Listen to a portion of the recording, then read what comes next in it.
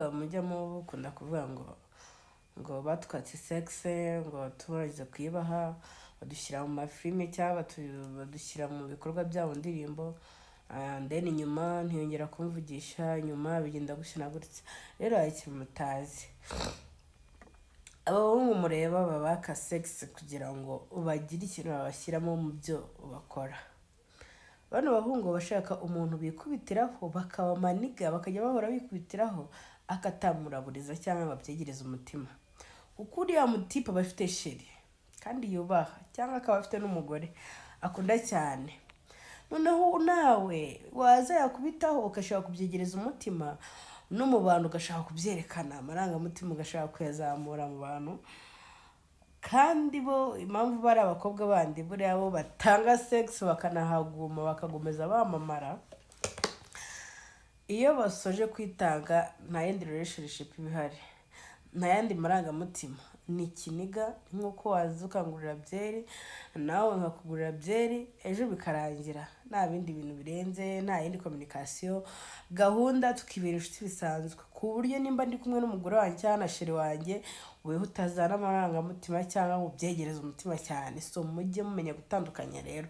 Niba niyo gombo uyitanze simbabwiye ngo muyitange, ntawe nshishikarije kujya kuyitanga ndababujije, ariko nimba uyitanze menya ko uyihaye ntago ari ngombwa ngo mukururane.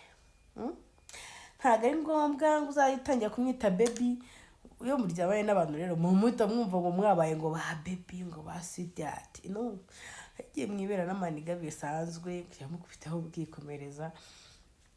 Sinzi impamvu mubyegereza umutima. Aba baby bose mwibwa mubona abenshi nta maniga.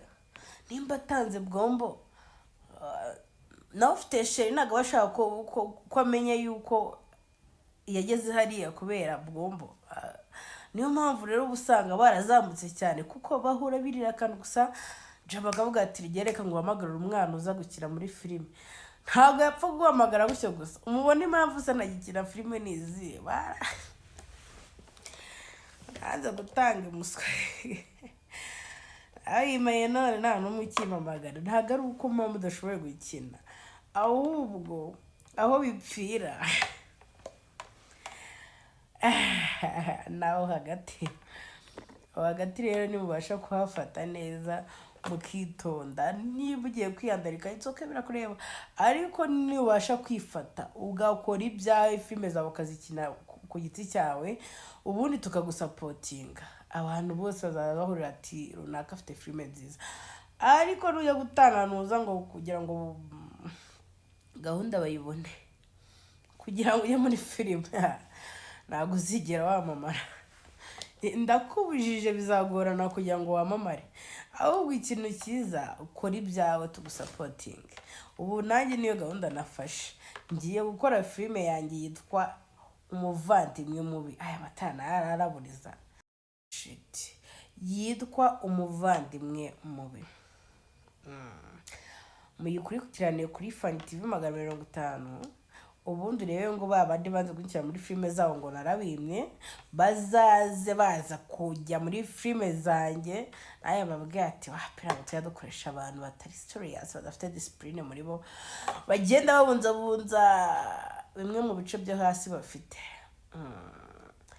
Ubundi natwe tubiryo muze abashu mwese banze gushyira muri filime muze imbere kutuntu twikorera, muze twikorere filime yacu.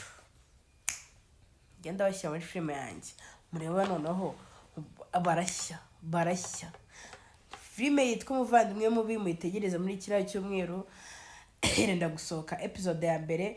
Ku muntu ndakore subscribe, like, share and comment ubundi akurikirane. Harimo message nziza kandi ifite ubutumwa umugani wa Gitaf. Ako n'ubutumwa bwa nyabwo ntago ari igihuha cya Gitaf.